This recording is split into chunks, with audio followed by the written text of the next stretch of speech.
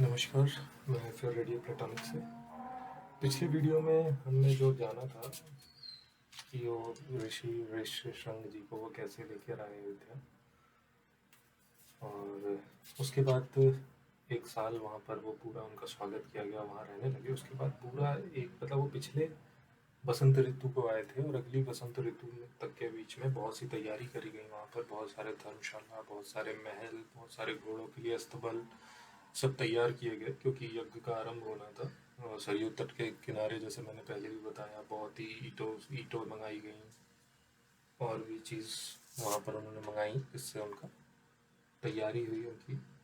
उसके बाद उन्होंने कई राजाओं को, सारे देश के जो आसपास उनके भी जो भी उनसे अच्छे संबंध थे, जिसमें कुछ राजाओं का नाम मेंशन किया है उन्होंने। जैसे उसमें से कई देश के एक बूढ़े धर्मात्मा राजा हैं, स्पेसिफिकली राज सिंह। उनको शवशुर शवशुर करके एक राजा हैं। इसके साथ ही एक और राजा थे, जो काशी के एक राजा को बुलाया, उसमें उनका नाम नहीं लिखा हुआ है। इसके अलावा जो रोमपाद थे उनको बुलाया। उसके अलावा दक्षिण के भी कई राजाओं को उन्होंने आमंत्रण दिया।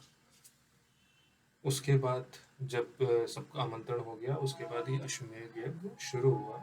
और इसमें लगातार ही वो यज्ञ चलता रहा। उसमें कुछ ब्रेक्स आते थे, जिसका वर्णन है कि कुछ ब्रेक लिए जाते थे, लोग थकते थे, और वहाँ पे सबकी व्याकरण बहुत अच्छी थी, सबके उच्चारण बहुत अच्छे थे और किसी से कोई गलती नहीं हो रही थी। इसके बाद आता है कि क्या कहते हैं, जब कुछ समय निकलता है, उसके बाद पुत्र एष्टि यज्ञ, एक स्पेसिफिक, आई थिंक उस यज्ञ का एक चरण होगा जिसको उन्होंने मेंशन किया है, वो शुरू करते हैं ऋष्यशृंग। जब वो शुरू करते हैं ऋष्यशृंग, उसके लिए तो मतलब सारे उच्चारण चल रहे होते हैं, सब कुछ हो रहा होता है। उसी के बीच में वहाँ पर जब आहुति दी जाती है तो सारे देव आते हैं, इंक्लूडिंग ब्रह्मा जी।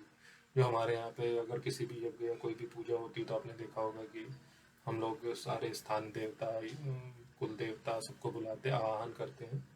तो वो परोक्ष रूप से सब आते हैं वहाँ पर और सब वहाँ पे होते हैं। ब्रह्मा जी भी आए हुए होते हैं वहाँ पर, और जब वो अंतर्ध्यान रूप में होते हैं, मतलब वो किसी को दिखाई नहीं दे रहे होते हैं, लेकिन वो आपस में ही उसमें डिस्कशन कर रहे होते हैं और रावण के बारे में वो चर्चा करते हैं कि महर्षि ना हम अग्नि रावण को जला पा रही है, ना वायु उसको कुछ परेशान कर पा रही है, और बहुत परेशान है। तो ब्रह्मा जी कहते हैं, हाँ मैंने ही उसको वरदान दिया है जिसमें वो किसी देवता, यक्ष या किसी से भी उसकी मृत्यु नहीं हो सकती। इसी बीच में विष्णु जी भी अपने घरों में बैठ के वहाँ पर आ जाते हैं, क्योंकि आह्वान होता है उनका भी। तो जब वो वहाँ पर आते हैं तो उनको भी वो समस्या बताते हैं वो लोग। और जब वो समस्या बताते हैं तो विष्णु जी कहते हैं कि आपने इनको तो वरदान दिया है, बट इसमें पुरुषों का या मतलब मानवों का वरदान नहीं दिया है कि मानव उसकी हत्या नहीं, मतलब उनको मृत्यु नहीं दे सकते। तो कहते हैं कि मैं दशरथ के पुत्र के रूप में जन्म लूंगा, और वो कहते हैं कि उसके बाद मैं 11,000 वर्ष यहाँ पर धरती पर राज्य करूंगा। ये वो वहीं पर डिस्क्रिप्शन में बोलते हैं, मतलब उनसे।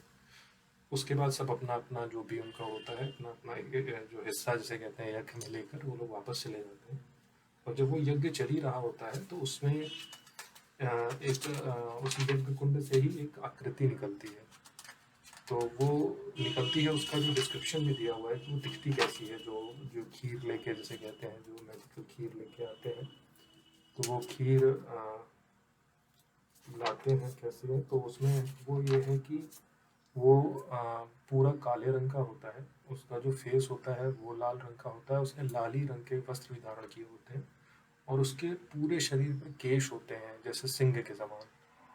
वो और वो जो पकड़े होता है उस बर्तन को, जो वो बर्तन है वो नीचे सोने का है और ऊपर जो ढक्कन है वो चांदी का लगा हुआ है।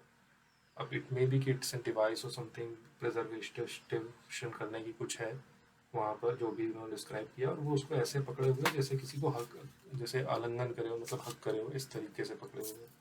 और वो आकर वो बोलता है कि आप मुझे प्रजापति लोक का पुरुष ही जानो, यानी वो कहता है कि मतलब मुझे स्वर्ग लोक का पुरुष ही जानो, जहाँ पे विष्णु जी रहते हैं। और वो खीर देता है उनको, कहते हैं आप इसको अपने पत्नियों को दीजिए और आपको पुत्र प्राप्ति अवश्य होगी।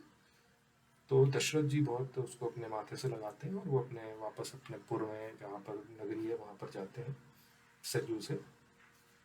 और वहाँ पर वो देते हैं, पहले वो सुमित्रा को देते हैं, फिर कौशल्या को देते हैं, फिर कैकेयी को देते हैं, और फिर पता नहीं क्या सोच के कुछ हिस्सा जो बचा हुआ होता है वो फिर से सुमित्रा को दे देते हैं। और इसके कुछ ही उसमें तो टाइम का तो ऐसा नहीं डिस्क्रिप्शन है, उसके कुछ समय बाद ही दोनों के गर्भ में, सबके गर्भ में, तीनों माताओं के गर्भ में वो मतलब जैसे कहते हैं कि वो प्रेग्नेंट हो जाती हैं तीनों। तो यहाँ पर एक उनका डिस्क्रिप्शन ख़त्म हुआ है और उसके आगे जो भी मैं बताऊँगा फिर आपको नेक्स्ट वीडियो में।